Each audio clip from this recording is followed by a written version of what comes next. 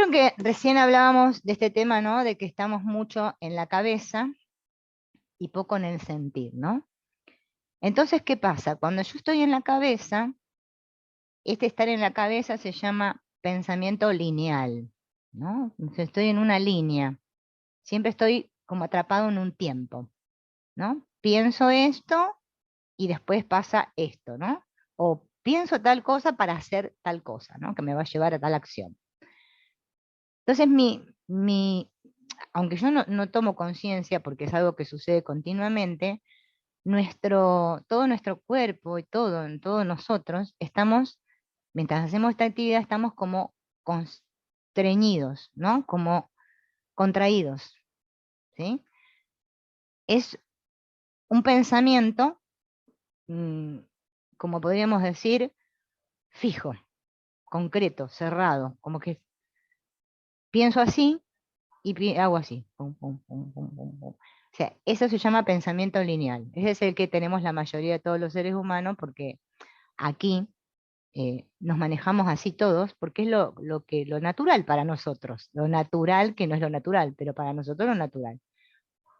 El pensamiento expansivo, o se le puede llamar sistémico, ¿no? Cuando yo estoy funcionando como una totalidad, es un pensamiento extensivo, en donde yo, en lugar de estar acá, ¿sí? Con una carga energética que le tengo que poner de pensar, ¿qué voy a decir?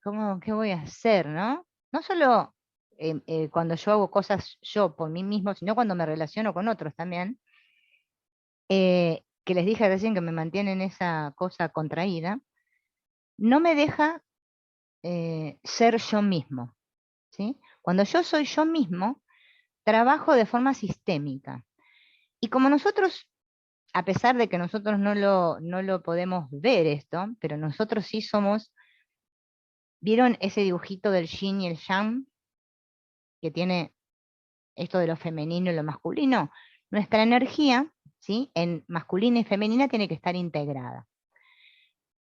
Pasa que nosotros, debido a que por lealtades que tenemos ya desde cuando, como fuimos criados, modelos que adquirimos, quizás tenemos más desarrollada la masculina que la femenina, o al revés, más la femenina que la masculina, por más que seamos hombres o mujeres, ¿eh? No importa eso. Lo importante es que haya un equilibrio. Cuando hay un equilibrio entre esas dos energías nuestras, nosotros funcionamos bien. Entonces estamos sanos, contentos, tenemos abundancia, toda nuestra vida es plena, ¿m? Que es la famosa plenitud de la que habla hasta el curso de milagros, habla de la plenitud. O sea, el estado de plenitud es nuestro estado natural, ¿sí? Podríamos llamarle paz, podríamos llamarle dicha, felicidad, pero nosotros, nuestra experiencia es lineal. ¿Cómo hacer para salir de esa mente lineal? Nos preguntamos todos, ¿no? Porque ¿cómo puede ser? Si yo soy consciente de que o funciono de manera lineal o funciono de manera holística o sistémica, ¿cómo puedo hacer yo para tomar la decisión y decir de qué manera quiero manejarme, ¿no? Quiero actuar o proceder en mi vida, ¿no? O en qué espacio quiero estar también podría ser. Hay un dibujito, podemos decir, ¿no? Del que habla Bert Hellinger, ¿no? Que es, ¿vieron la circunferencia? Tiene 360 grados, ¿no? ¿Se imaginan un círculo? Bien. Yo, ¿sí? En lugar de estar en ese círculo, yo creo, o de ser todo ese círculo, yo creo ser un punto dentro de ese círculo. Entonces yo, de acuerdo a cómo mi pensamiento, como es lineal, me va guiando, me voy parando en diferentes puntos del círculo y voy adquiriendo diferentes puntos de vista. Entonces, hoy lo miro desde acá, mañana desde allá, pasado desde acá, y de diferentes puntos. Solo yo puedo estar integrado y funcionar de manera sistémica cuando estoy en el centro. Cuando yo estoy situado en el centro. Por eso se habla tanto de centrarse, ¿sí? nosotros lo que no tenemos es práctica de centrarnos. Cuando uno está centrado, está en un estado vacío. ¿Vacío qué quiere decir? Sin pensamientos. Yo digo, ¿no? A todos nos asusta no pensar.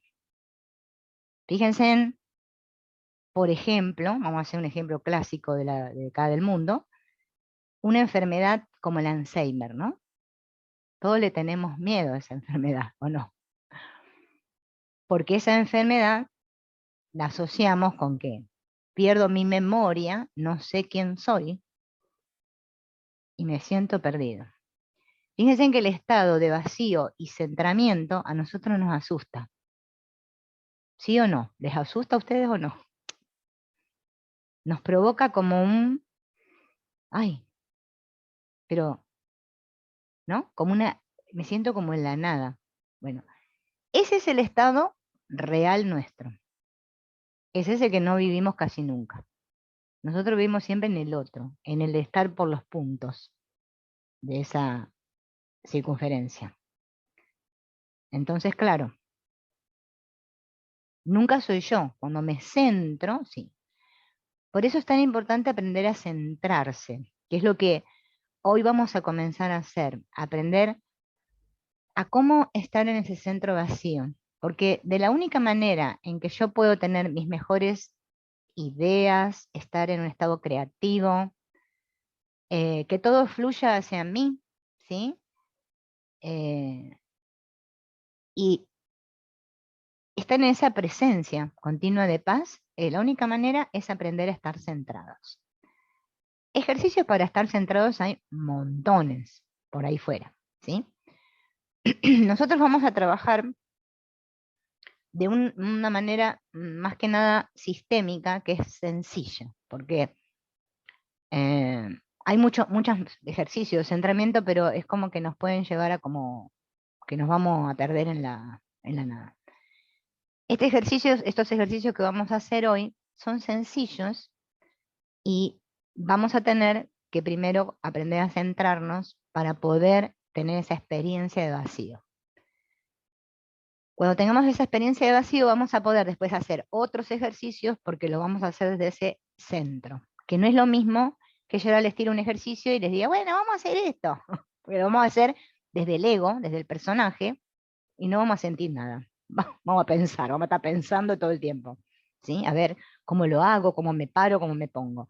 Cuando me dejo llevar, ¿sí? Porque voy a estar fuera de mi cabeza, es como si me imaginara, ¿no? Que esta parte así por un rato desaparece, ¿no? Y dejo de pensarme y me aprendo a sentir. ¿Mm?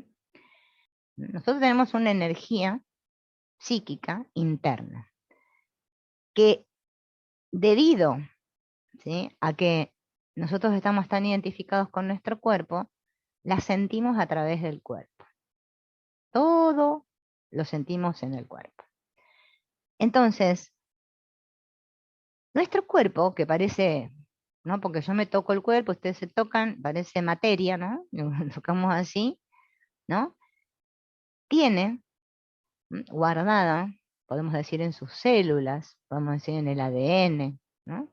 Ahora vamos a ir viendo diferentes términos, mucha información, información. Esa información, hubo muchos autores, y entre ellos este famoso Rupert Sheldrake, ¿no?, que dijo que toda esa información se llama campo, campos de memorias. Nosotros somos campos de información. ¿Qué pasa? Parece que no, porque claro, al estar identificados con la persona y con este que creo ser, pareciera así, que yo tengo ciertos recuerdos, que Ángel tiene los suyos, Marisa los suyos, Gloriana los suyos, pero a pesar de que parece que tenemos esos campos que parecen ser míos, todos esos campos están conectados.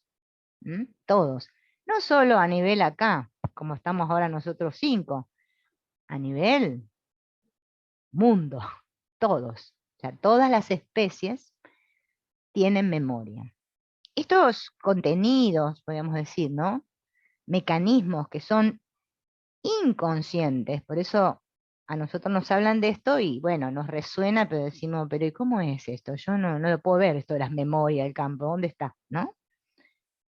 De acuerdo a esas memorias, ese campo que tenemos cada uno, que parece individual, parece, pero está conectado, así que es un campo conectado, podemos decir, determina la manera en que nos comportamos.